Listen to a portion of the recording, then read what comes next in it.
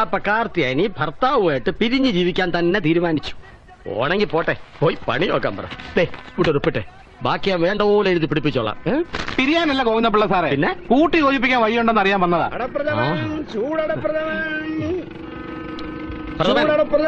പ്രഥമൻ 3 ശരി.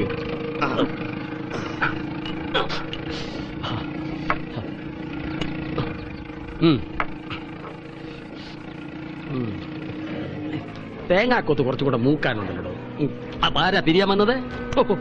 അത് ചെറിയങ്കണ്ടത്ത് ചന്ദ്രന്റെ ഭാര്യ അംബിക. എനിക്ക് തെറ്റിപ്പോയി സാറേ. കാശ്